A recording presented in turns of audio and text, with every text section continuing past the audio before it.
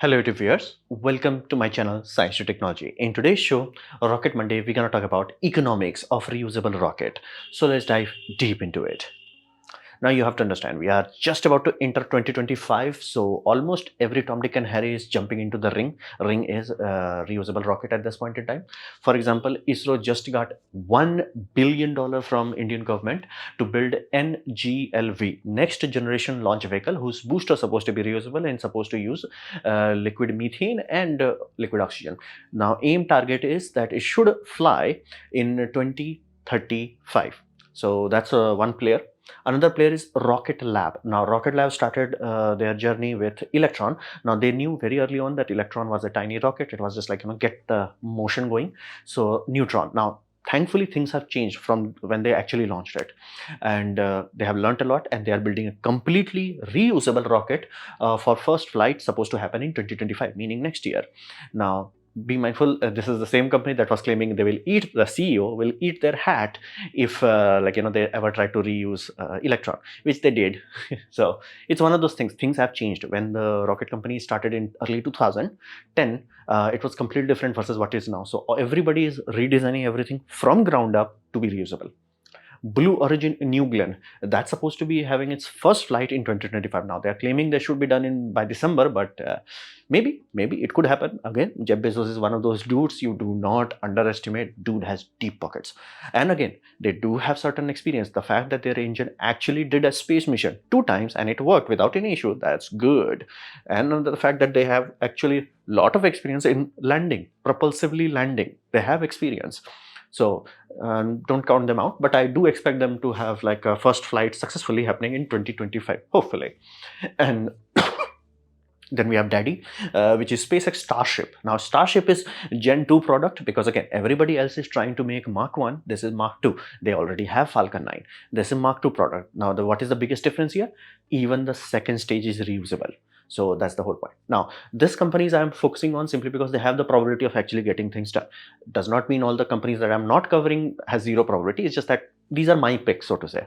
And other companies, again, for example, 3D printing company that was like, okay, we're gonna build a Terran rocket and all that. Yeah, relatively, they are kind of reaching in a hot water where they're like more and more things are not being 3D printed. So investors are like, dude, if you're gonna do the same thing as everybody else, why did we evaluate you or $4 billion?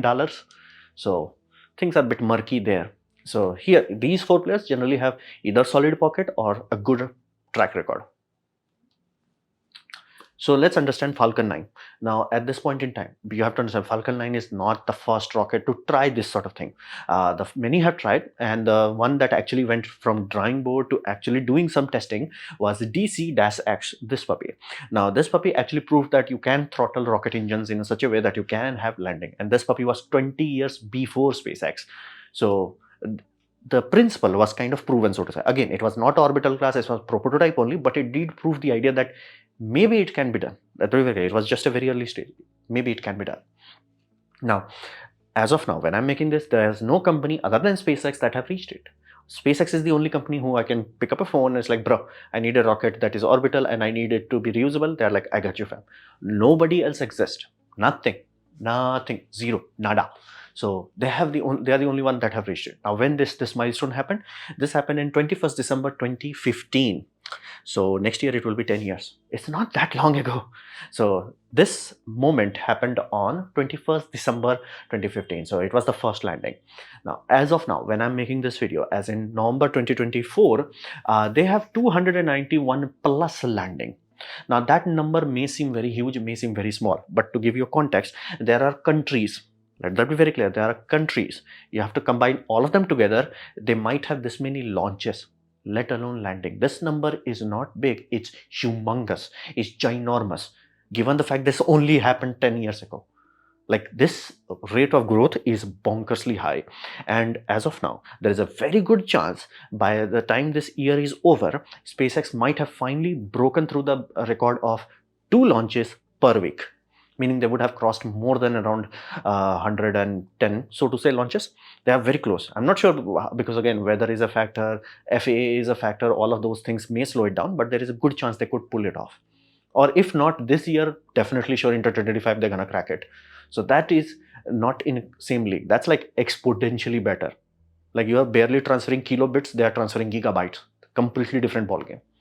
And booster, specifically one booster, B1062. Now this puppy was reused 20 times. Now if you remember old Elon Musk talk about the boosters, they were like, we should be able to reuse 10 times. So how the heck we reached 20? You have to understand. The first boosters were Mark 1 products. Then they upgraded the Block 1, Block 2, Block 3, Block 4, Block 5. This puppy that is working right now is Block 5. So there has been a lot of improvement, fundamental core improvement driven by the real world feedback they got from the real world rocket. So a lot of internal improvement have been there, which is very minor. Oh, how the heck landing leg folds? Like, does that matter? Yes. I was like, oh, how the heck crush core distributes the load? Does that matter? Absolutely. So all of these things piled up. Now at this point in time, 20, they are confident they have achieved it. 21, 22 should be there. In theory, they should be able to touch 100. Will they do it? Likelihood is low. Can they make a, let's say, Block 6 to improve it further? Yes, but they will not, because again, it has reached a point where it's like, okay, now this is the money truck. Let's not tamper with it. Let's go. Let's focus all our energy on next iteration, aka Starship. Now, is there any context for this sort of success? Yes. Space shuttle was the next closest, because again it was also reusable. The whole puppy was, that was the whole point. So they are only throwing away the fuel tank, the orange tank. Like, what were the boosters? Yeah, boosters were had parachute. They were supposed to be captured out of sea, and yes, they did it. Do not ask me why, but they actually prefer in solid booster is that I'm gonna capture it, repaint it, because again salty water, you have to strip everything again and redo the whole coating, then recast the solid boosters and then reuse it. For some reason that's preferable in solid boosters. I do not understand it, but it was preferable. And yes, it did cost more than making the brand new boosters, but again, they preferred it. Engines, they came back. Shuttle, they came back. The only thing that was disposed of was fuel tank. Now, in that scenario, they have roughly less than 200 launches, grand total. That's why I said 291 landing is magnificent. So Space Shuttle, which was almost $1 billion plus per launches, how many times the RS-25 engine was reused? Maximum 12. 20 versus 12, it's not even a competition. Now be mindful, kerosene is almost unusable for this record. Again, why do you think the brand new boosters are white and then it becomes black? Why? Well, it's happening because of the soot. Whenever you are talking about like hydrocarbon, especially long hydrocarbon chain exposed to extreme heat of rocket engine, it can create things, nasty things, cokes, things that you do not want to be created, and that's the fundamental limitation. Again, that's why they this is Mark 1 Merlin engine. Mark 2 Raptor engine is designed with methane in mind. The reason is it will not create cokes, so to say. Even a little bit of ethane and butane, you have to go so down in the periodic table, the hydrocarbon chain where you have that issue, and they are so above it, it's gonna be clean puppy. And another penalty is that this does not ignite well, so they have to have T-taps, and many of the early rockets failed simply because they ran out of T-taps for reignition. So like, how do they solve it? T-taps. Thou shall not have T-taps. So they have electrical ignition in Raptor. So be mindful, this was a Mark 1 product. It did it, it proved its point, and it's still going strong, and it has crossed every threshold there is to cross. They're like on a whole different, and be mindful, human rated puppy actually sent astronauts to ISS. Done, sorted, go home. Now, is there a penalty of doing this? Which again, many people are flat out dismissed SpaceX attempt to recover because of rocket equation. Is that true? Yes, there is absolutely mathematical, realistic penalty of trying to do this. So first penalty is Earth's gravity. It's huge. Like, to give you a context, same rocket takes any rocket you think of. Same rocket, launch it from the moon, it's like, bro, like you have way too many stages. Even on Mars, you have way too many stages. You can do single stage to orbit. So on Earth, you cannot. Earth's gravity is too strong for that. So we have to do multi-stage. Okay, that's okay. We have to deal with it. We figured it how to deal with it. We're good. Another option is you need a lot of thrust. Meaning, what do I mean by that? Well, think in this way. You have propellant, which is P, multiply by basically your time. P multiplied by T, that gives you how much oomph you get out of your propellant. Here's the deal, the faster you burn it, the more oomph you get out of it. Meaning the delta V, the velocity change increases the faster you burn the propellant. Same propellant, let's say you have 5 tons of propellant. Same propellant, if you can burn it twice, you will get further. Burn it 3 times faster, you will get even further. So you always want that maximum oomph. So what are the penalties of trying to do that maximum oomph? Yeah, atmosphere. So rocket is a slim thing. It's like a needle that is going swee. Atmosphere does not like that. Now you can do thrust vectoring control, but you could do something smart. You're like, okay, I'm gonna suffer. I'm going to let my rocket get lighter. I'm going to waste quote unquote fuel away just to cross my, max Q. The moment max Q is crossed, then engines is like, okay, majority of the fuel has been spent. Now it's time to shine. Then you go YOLO. Basically, at that point, the YOLO is only controlled by do you have human on board or not. And again, what is the payload specification? Some payloads are like kind of sensitive, so they're like, yeah, let's only go to 3G. Some are like, go YOLO. So they go YOLO on that. Same rocket can get to much higher delta V simply by increasing its burn rate and how much oomph you can handle going through max Q. So these are the penalty of being on Earth. You have an environment to deal with, you have multi-stage requirement, and because of the total requirement velocity, we have to have very high specific impulse. Kerosene is really not well suited for that. It does not have the efficiency we need, so to say. Now, what about adding weights? Like, okay, you have booster have the most amount of oomph to it, basically most amount of engines, most amount of mass. What if you can recover it? Again, because be mindful, it's not made out of stainless steel in most scenario. They are generally made out of lithium aluminum alloys. Those are expensive puppies. So you want to recover it. And again, the machining time, all the effort that went, electronics, hydraulics, all that jazz. It's a lot of money that went into it. You want to recover it. Yeah, there's the problem. It's like the more things you have to add to it. For example, landing legs, thrust vectoring control, which is working with not only with engine thrust vectoring, but also with thrusters and aerodynamic. So not only will have thrusters going push, then you will have aerodynamics trying to adjust it, and then you will have engine. So a lot of computational horsepower and radar also, because that's how you will figure out where to land. So it adds weight. Now let's assume you add a few tons of it. Is that a big deal? Well, no, you can add it. The big deal is that you will lose a chunk of payload mass. So you could lose roughly, let's say 1 ton to booster equals 200 ton removed from your payload. So it's not just like, let's add it. You will be paying a price for it. So that's an absolute fact. It cannot be bypassed. It does not matter who is engineering it. This is a rocket equation fundamentally. It cannot be broken through. And if you want to keep your propellant in the tank, so you can do launch site return, meaning you launched it and you came back. Does that can be done? Absolutely, it can be done. Has been done. Is there a penalty? Absolutely, it has brutal penalty, because when you are doing drone ship landing, you are not doing a relight burn. You are just doing a slow down burn, so you do not melt in the atmosphere. You're not like trying to decel and trying to come back. So that means the propellant you need to reserve for your re-entry, yeah, it goes exponentially higher. Now, is there a penalty for that? Yes. The rocket in the last, basically 10% of the fuel, it gets the most of delta V. You want a very easy example of it? Think in this way. Watch your SpaceX launch, whatever launch have you, and keep jotting it down based on time. And again, if they have graph for fuel in the tanks, you can jot it down. You will notice the moment max Q goes, the fuel starts to go very quickly, and then the delta V goes exponentially. It's like 3,000 kilometers, 4,000 kilometers, 5,000 kilometers, 6,000 kilometers. So it goes YOLO fast. So that last bit of propellant has the most oomph. So if you are like reserving it, that is a penalty for your second stage. So that fundamentally means your work, how much delta V second stage has to add, will goes exponentially. Meaning now you have to build a much more capable second stage compared to other alternates. So if you are like comparing Falcon 9s to, let's say, ULA rockets, you're like, why the heck ULA rockets dump so much delta V? Again, it's not preserving propellant. And then you're like, that's 10%. Yeah, that's the majority 10%. It's not tiny 10%, it's majority 10%. So there is an absolute factual, scientific, realistic penalty of these things. And economics wise, okay, here's the deal. This is Mark 1 product. It's not cut and dry. It did not translate to the money saving they were expecting. Now it's like, then why they are so ahead? Second thing did happen. Cadence. Right now the weak link of space industry is cadence. You can pick up a phone, call anyone you want. Call NASA, call ESA, call JAXA, call ISRO, call whoever you want to call. And it's like, hey, I want to launch a satellite. Most of them are like, yeah, next year maybe we have a slot. Maybe. SpaceX, I got you fam. Next week, come.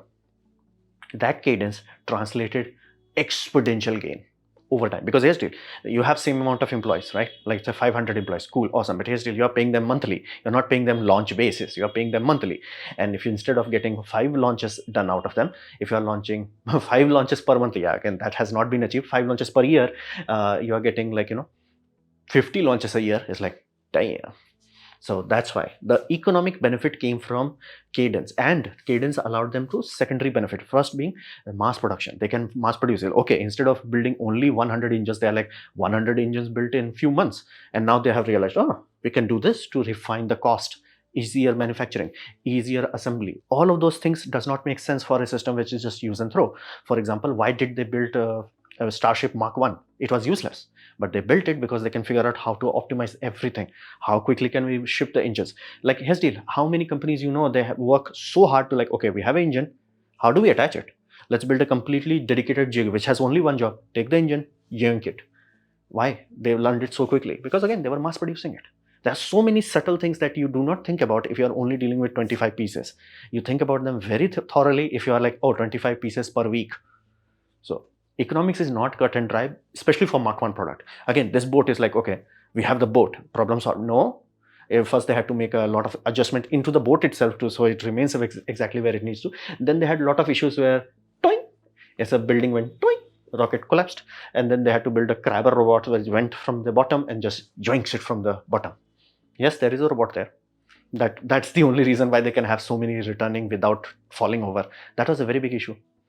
You may not have heard about it. That's the whole point. It requires so much money to solve. So there is a penalty. Trying to do reuse, there is a penalty. Rocket equation is true. It does give you a penalty for that. However, economics is not clear cut, so to say, for Mark 1 product. However, landing drone, so to say, landing barge ship landing downrange, mathematically speaking, it's you have to understand this. Falcon 9 is doing everything as a Mark 1 product. It's the worst there would ever be. If humanity is doing correctly, everything that we'll build from now on would be look down on basically Falcon 9, how we look down on Nokia. That's like the first Nokia phones or that Motorola brick phone. That's the aim of it. This was a Mark 1 product. Everything that will come after it would have learned from its mistake and be like, okay, how can we improve it? That's the whole point. That's why Starship is completely different. SpaceX was poor when they built this. So how would they make a rocket when they are rich? Make the diameter bigger. It's like, what has diameter to do with richness? Well, they were poor, so they had to go through normal roads. They did not have the luxury of like changing light post and all that or getting special permit. That you can do, it's expensive. But if you can make it thinner, you can go through. But what if you can have your own factory? Ta-da! As fat as you can make it. So Falcon 9 was Mark 1 product. That will be very clear. And SpaceX have fixed a lot of things.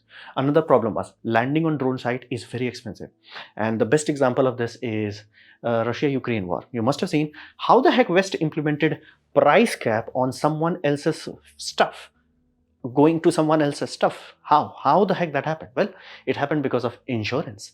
Maritime industries, that's very expensive. On top of that, the insurance is idiotically more expensive. So even if you're like, hey, I have a boat, how expensive it could be? Yeah, insurance would be expensive, like more expensive than you can think. And because it's a hazard and all that, yeah, it starts to pile up. So they learned very early on that this can be done, but should be avoided. That's why come back. And that's why you can see SpaceX changing very clearly from early days of big BFR rockets where they're like, oh, we're going to catch it in the sea. It's like, yeah, that's a dumb idea. Let's bring it back. Now, like, wouldn't that require a penalty in terms of payload? Absolutely. But would that save money in long term? Absolutely. It's basically increasing your capital cost to reduce your running cost. So landing downrange is better for the rocket, but it's bad for the pocket. That will be very clear. It's bad for, yeah, great for the rocket, but bad for your pocket. And pocket is the daddy. Physics, engineering, economics. Can you actually sustain it? Directly goes to economics. So all this hassle doing that and all the penalty, I'm keeping the best fuel just so I can come back rather than dumping it to second stage. That's a penalty. Having so much extra stuff of like, grid fins and all that, there is a penalty. Having heat shield so it can handle re-entry and all that, oh, that's a penalty. Having that ping, all of those are penalty. But again, they try to reduce the penalty by removing legs. So having chopsticks reduces that penalty a little bit. But again, from economics point of view, this is shut up take money. Because here's the deal, what is one thing money cannot buy? Time. For example, let's say it takes you 1 month to refurbish a rocket. A rocket after landing takes you 1 week to get. What will you do during that 1 week? Nothing. Of course, a company will try to fill in the blanks, but it's not effective. Wouldn't it be better if the rocket literally came in a few minutes later? So next day you will know, okay, you save the rocket, let it cool down, let everybody relax, and next day you're like, okay, what's good with the rocket, what needs to be changed? Your works will start very quickly. And that 1 week, there is no alternate to that. Waiting for this puppy to come back versus, I got it. Like, why do you think we have basically shipping going through air? Because again, time is one thing money cannot buy, but it can buy speed. So having this penalty, having this cost, translates them to actually building far more boosters far quickly, far more. Even if, let's say, the booster landed and it's like, oh, engine is broke, no problem. Now you know instead of a week, oh damn, the engine is broke, to like, oh, we figured out what is the next best solution for it. So fundamentally, there is a lot of cost advantage and speed advantage that happens to when you come back launch site, so to say. Now, how can you solve the penalty? Well, build a bigger booster. That's why SpaceX is stretching the booster thing, or reduce the payload. For example, this puppy. This is from Rocket Lab Neutron design. And that's why like the ton to low Earth orbit is not huge, because they are directly focusing on return to launch site. Returning to launch site saves so much that you do not think about. Like, this is not like, oh, it directly came and just tada, it has to come. Crane have to pull it out. Then you have to fold it. Then so much money. It's like, done. In this scenario, same crane. So fundamentally, landing downstream is a very short-term solution.